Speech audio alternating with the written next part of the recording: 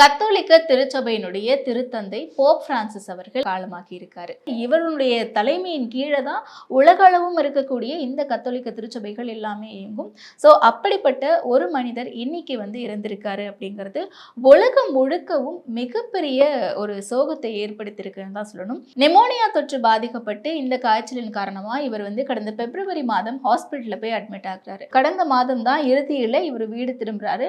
வீடு திரும்பி மீண்டும் வாட்டிகன்ல தன்னுடைய இயல்பு வாழ்க்கைக்கு திரும்பலாம் அப்படின்ட்டு வரக்கூடிய ஒரு சூழல்ல தான் பார்த்தீங்கன்னா இப்போ இவர் காலமாகி இருக்காரு. ஈஸ்டர் விழாவை முன்னிட்டு அவர் வாட்டிகன்ல இருக்கக்கூடிய சென்ட் பீட்டர் சதுக்கத்துல ஈஸ்டர் மாசம் நடத்தியிருக்காரு. அந்த இடத்துல பல்வேறு மக்கள் திரண்டிருக்காங்க. அந்த பல்வேறு மக்களுக்கும் திரண்டவங்க எல்லாருக்குமே தன்னுடைய ஆசையை வழங்கிட்டு காசா போர் பத்தியும் பேசியிருக்காரு. கூடிய விரைவில் இந்த காசா போர் இது எல்லாமே முடியணும், எல்லா மக்களும் அமைதியோட நிம்மதியாகவும் வாழணும் அப்படின்ற மாதிரி இருக்கக்கூடிய அந்த ஒரு நாளைக்கு முன்பு வரைக்கும் கூட அவர் மக்களை பற்றி தான் யோசிச்சிருக்காரு. இந்த போர் எதுவுமே வேண்டாம், எல்லாருமே அன்பு நிறைந்து வாழணும் அப்படின்ற மாதிரி அவர் பேசியிருக்காரு. நேற்றைக்கு நடந்த இந்த ஈஸ்டர் மாசத்துல இன்னைக்கு அவர் அன்எக்ஸ்பெக்டடாக இறந்து போயிருக்காரு.